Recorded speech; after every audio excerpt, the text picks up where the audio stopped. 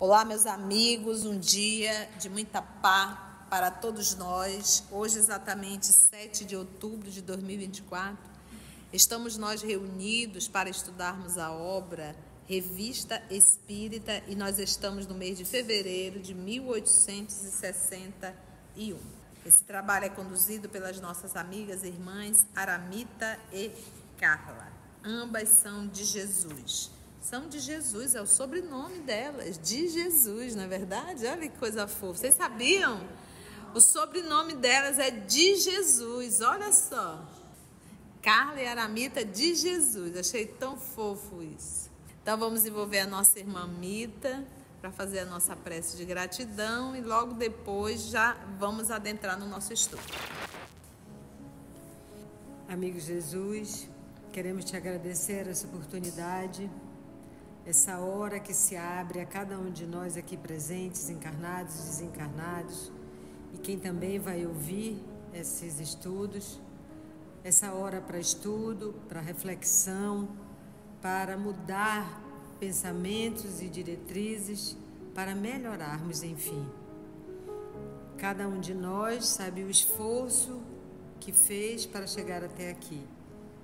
Ajuda-nos, então, para que possamos aproveitar essa hora, que seja uma hora de estarmos realmente aqui, deixarmos as coisas do mundo, as coisas da matéria, do lado de fora, por esses momentos, aprendermos e revermos essas histórias, essas lembranças do mundo espiritual, que é para lá onde nós todos voltaremos.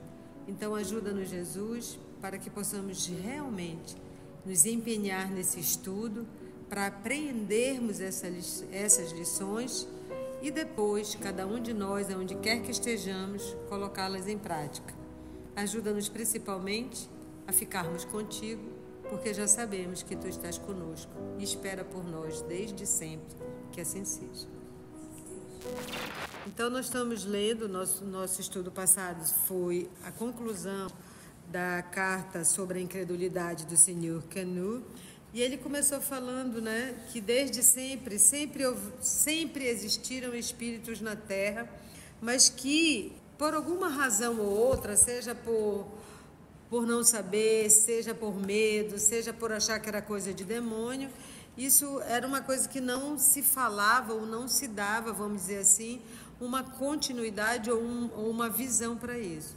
E aí ele diz que é chegado o tempo, e esse tempo é agora, quando eles estão lá em 1850 e diante, de essa ciência ser vista e ser compilada.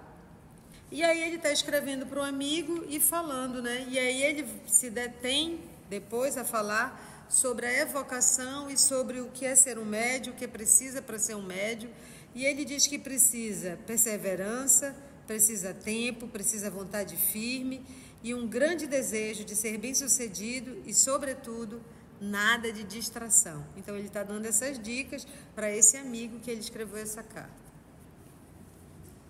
Continua. Quando se está para escrever, porque ele começou a falar como fazer, esperar, e a gente disse, não faça isso em casa sozinho, de esperar, ficar quietinho para fazer o exercício da mediunidade na psicografia. Então, aqui ele vai dizer como é que dá. Quando se está para escrever, sente-se, em geral, um ligeiro estremecimento na mão, às vezes precedido de uma leve dormência na mão e no braço, e até mesmo de discreta dor nos músculos do braço e da mão. São sinais precursores e quase sempre indicativos de que o momento do sucesso está próximo. Isso também está no livro dos médiuns, tá? Quando vai falar lá do médium que está em desenvolvimento da psicografia.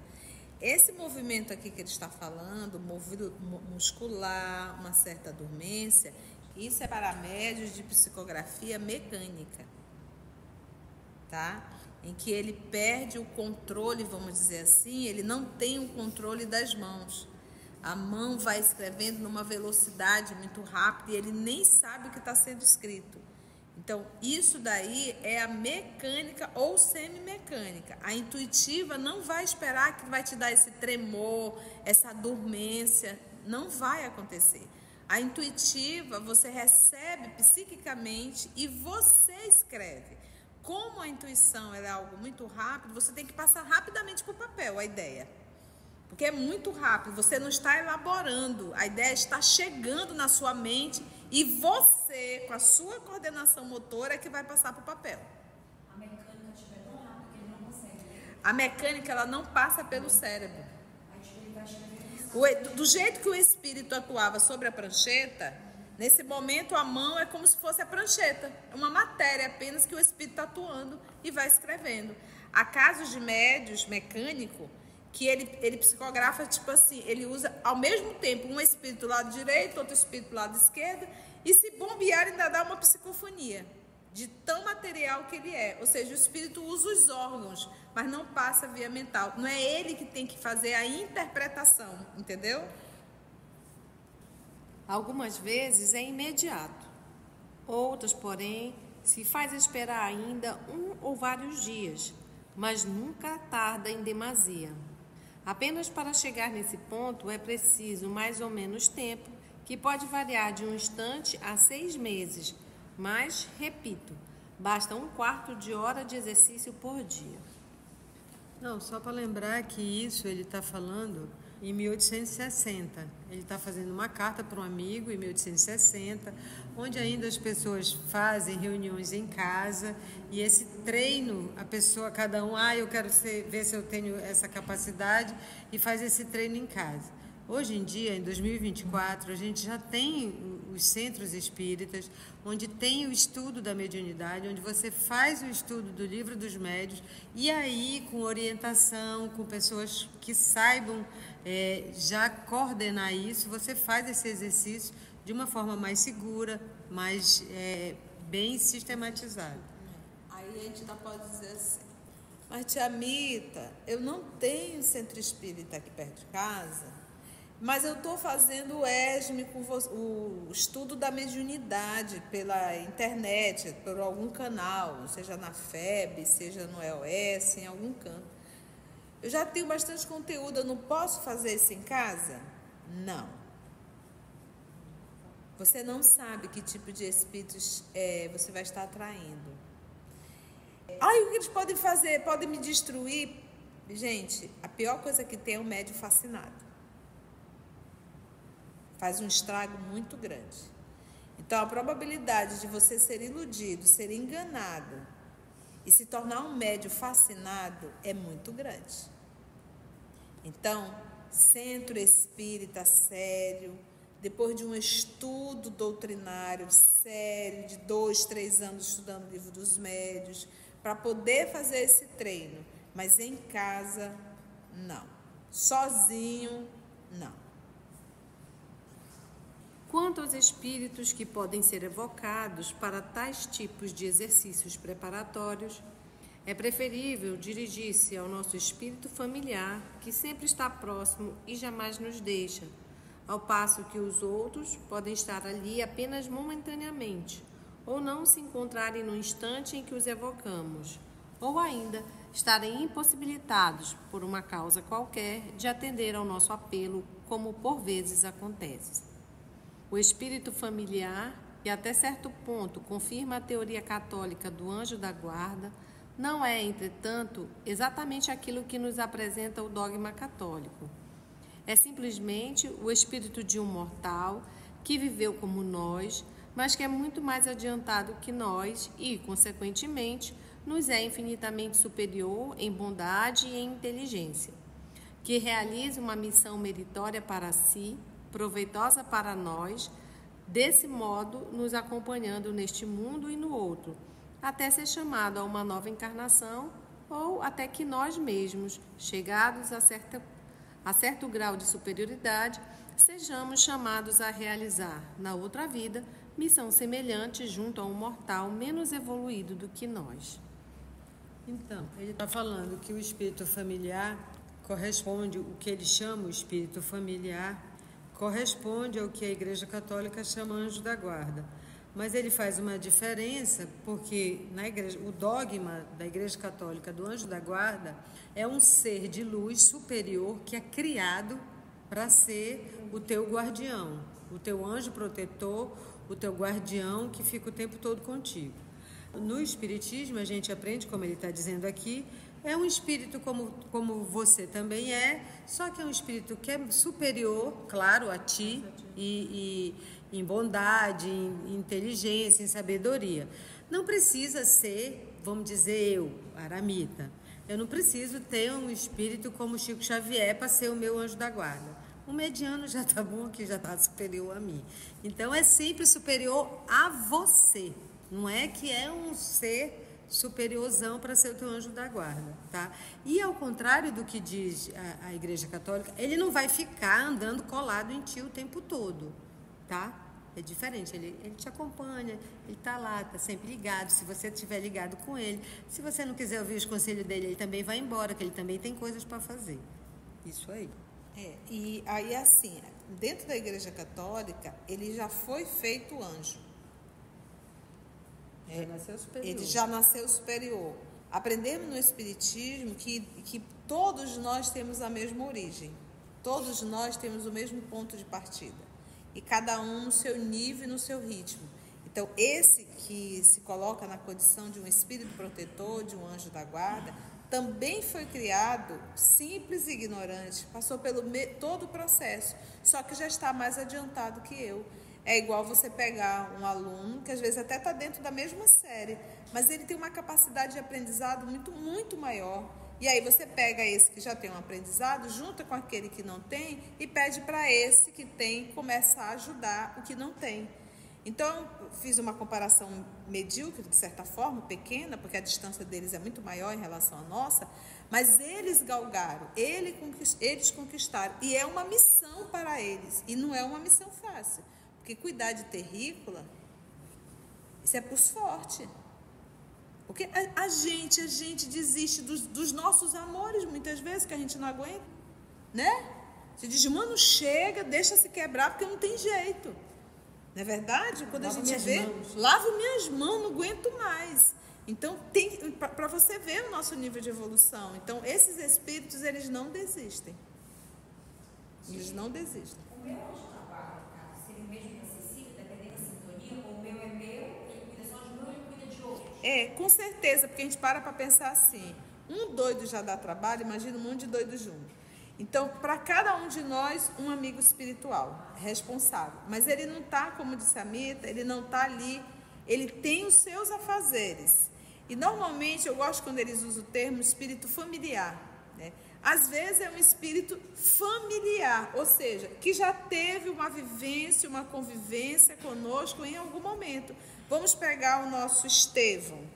Ele não se tornou o guia espiritual do trabalho do apóstolo Paulo? Então, o apóstolo Paulo tinha o seu anjo da guarda, que viveu com ele uma vida inteira. Mas, em determinado momento da missão, quem assumiu foi Estevão. E Jesus confiou a Estevão esse trabalho. Olha aí, o algoz e a vítima juntos, né? Então, para tudo tem um propósito. Quando a gente se arvora a um trabalho, a gente tem o nosso anjo da guarda? Tem. E aí sim a gente pode ter, inclusive, ajuda de espíritos responsáveis por esse trabalho que nós iremos fazer também. A gente ainda pode ter um reforço. Os espíritos superiores dizem que, às vezes, como a tia falou, o anjo da guarda é alguém que nos conheceu e que se empenha, diz assim, não, eu vou. A Mita vai encarnar. Não, eu vou com ela, deixa que eu vou. Eu vou estar dando conselho para ela, tu vamos junto comigo. Que às vezes tem gente que não tem nem uma pessoazinha para dizer assim, eu assino o boletim dela, né? Aí esses que gostam da gente, assim, não, eu assino o boletim dela, eu vou com ela, vou dar maior força, botar os conselhos, guiar ela para o caminho do bem. Aí ele diz, me escuta, tá? Até porque lá no Livro dos Espíritos, ele nem, a gente pensa assim, mas tinha nos primórdios, será que tinha um anjo da guarda para... Ele não faz essa diferença. Ele diz que cada um tem o seu anjo da guarda. No Livro dos Espíritos tem um capítulo só abordando o anjo da guarda, né? Como bem vês, meu caro amigo, Tudo isto entra maravilhosamente nas nossas ideias de solidariedade universal. Tudo isto mostrando-nos essa solidariedade estabelecida em todos os tempos e funcionando constantemente entre nós e o mundo invisível, prova-nos certamente que não é uma utopia de concepção humana, mas uma lei da natureza. Que os primeiros pensadores que a pregavam não a inventaram, mas apenas a descobriram. Que, enfim, estando nas leis da natureza, será chamada fatalmente a se desenvolver nas sociedades humanas, apesar das resistências e dos obstáculos que ainda lhe possam contrapor seus cegos adversários. E aí tem uma nota de Allan Kardec. Nota de Allan Kardec. Por pouco que os fatos mais naturais, mas ainda não explicados, se prestam ao maravilhoso, cada um sabe com que habilidade a astúcia se apodera deles e com que audácia os explora. Talvez ainda esteja nisso um dos maiores obstáculos à descoberta e, sobretudo, à vulgarização da verdade.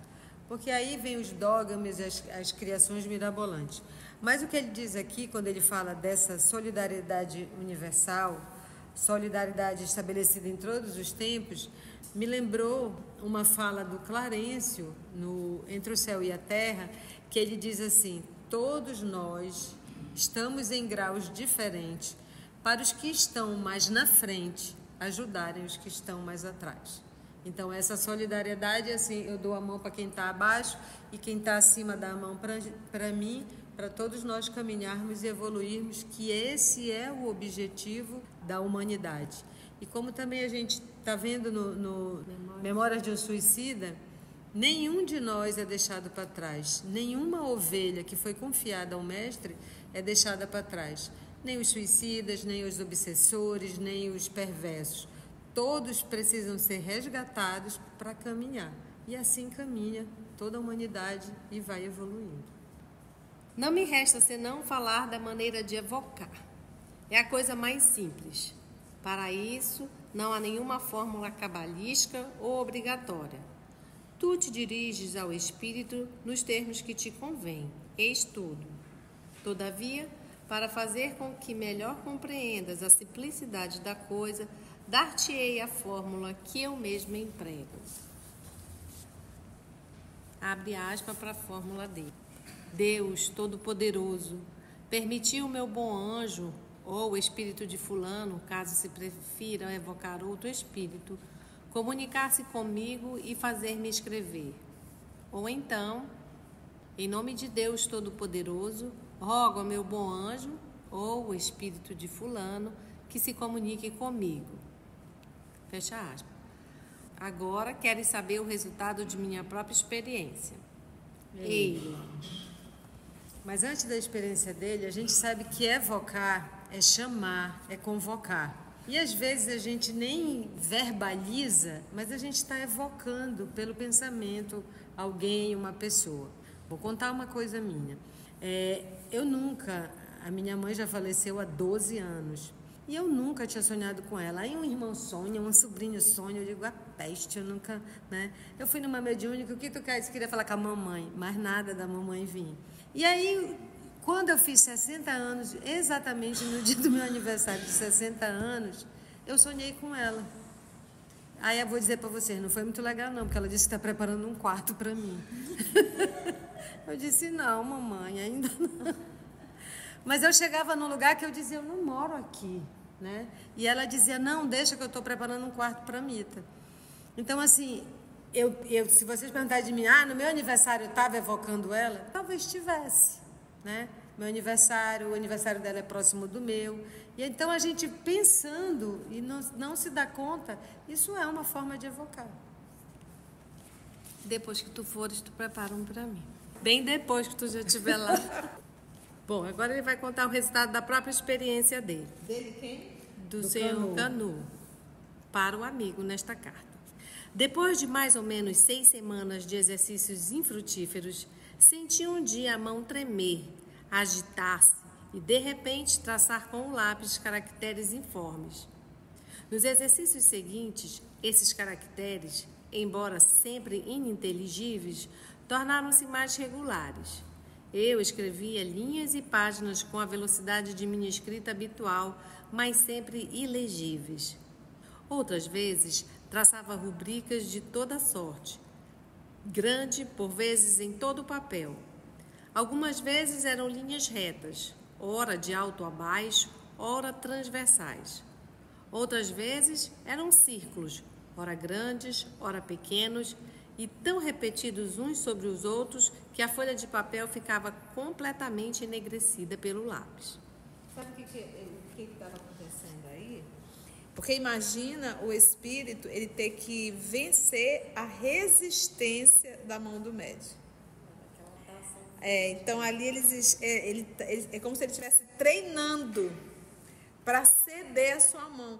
Vocês não tiveram a honra de ter a mão da professora sobre a tua mão, com a canetinha, você segurando a canetinha e ela ia ajudando você a cobrir, né? Era dizer, cobre aqui o A, e a professora ia, e vocês lembram da dificuldade? A professora dizia assim, solte mais sua mão, lembra? Que a gente ficava duro querendo fazer, relaxa, solte a mão, segue. Né? Então a professora ficava ali nos ensinando, porque se a gente endurecesse a mão e tentasse fazer sozinho, ela tinha que vencer uma resistência muito maior que era a nossa. Então assim é o médios, que é uma psicografia mecânica, tá bom? A gente está falando aqui de mecânica. E aí eu estava aqui a pensar, uma mesa é médium? Não, mas a mesa, ela respondia, então o espírito atuava sobre a mesa.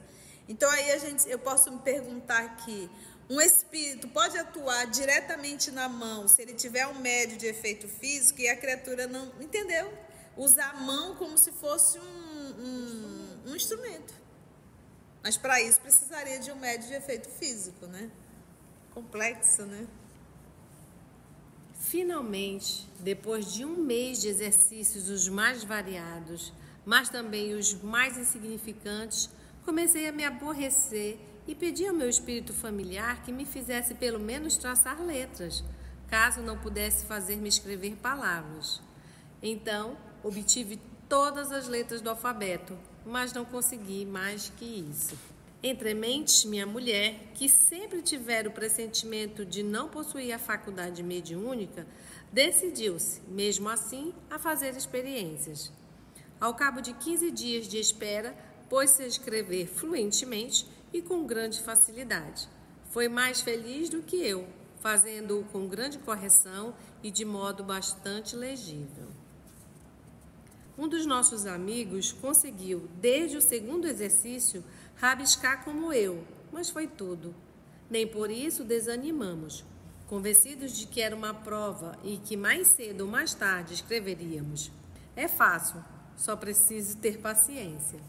Em outra carta, entreter-te-ei com as comunicações que obtivemos por intermédio de minha mulher e que, por mais singulares pareçam, são muito concludentes quanto à existência dos espíritos. Mas por hoje já chega.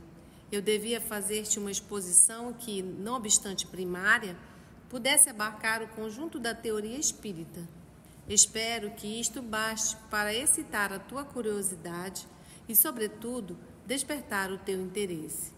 A leitura das obras especializadas a que te irás entregar fará o resto. Esperando a obra prática da qual te falei, remeterei brevemente à obra filosófica intitulada O Livro dos Espíritos. Estuda, lê, relê, experimenta, trabalha e, sobretudo, não desanimes, porque a coisa vale a pena. Fica para nós esse recado, né? Além disso, não ligues atenção aos que riem. Há muitos que não riem mais, embora ainda estejam de posse de todos os órgãos que até pouco lhes serviam. A ti e até logo. Canu. Então, o Canu fala da experiência dele como médium, né? E uma coisa que fica da experiência dele, que é assim, você precisa de treino, você precisa de disciplina, você precisa de estudo. E ele que queria, ou como eu dizia assim, ele queria receber comunicações e quando pediu, pelo menos o alfabeto, então toma, só o alfabeto. vai fazer o alfabeto até... Então, porque a mediunidade, aqui, claro, estamos nos primórdios, ele queria uma prova de que tinha a existência, a comunicabilidade com os espíritos. Ok. Mas se a gente vê fora desse contexto, isso parece o quê? Uma brincadeira. E mediunidade não é brincadeira, é uma responsabilidade, tem custos para o médium. Qual o propósito? Né? Por que você está fazendo isso? Qual é o propósito de você querer desenvolver a faculdade, né? Então, e tem que ter estudo e tem que ter dedicação. As leituras que eu vejo dos médios que são atuantes, eles dizem, no dia que vai ter reunião, que vai dar comunicação, já começa o dia, tem dor de cabeça, fica irritado. Então, tem que ter uma disciplina para você não se deixar isso passar. Imagina o Chico que vai quase toda noite, ele dava comunicação, ele passar o dia irritado e sendo áspero e sendo grosseiro com as pessoas. Então, precisa desse exercício também. Porque são tipos de reuniões, né? Então, normalmente o médico que fica nessa situação é quando ele trabalha na desobsessão. Então, é um trabalho mais complexo, né? E o médico tem que, como diz a Mita aí, tem que estar muito vigilante no processo da desobsessão, né? Agora, atender aos espíritos sofredores, né, ali na psicografia, que era uma organização, não exigia tanto do médium, né? Agora, imagina, mesmo no processo de desobsessão, o contato do espírito psiquicamente com o psiquismo do Chico, você acha o quê? Quem que vencia isso aí? Quando se fala de psiquismo, quando se fala de emoção? O Chico ou o espírito? O Chico. Então, um espírito adoecido em contato com o psiquismo do Chico, carminho, entendeu? É por isso a necessidade do médium, além de estudar, se moralizar, para que possa oferecer um ambiente psíquico adequado para atender o irmão adoecido. Agora, eu pego um espírito irritado e soma com a minha irritação, aí vai pipocar o dia todo, entendeu?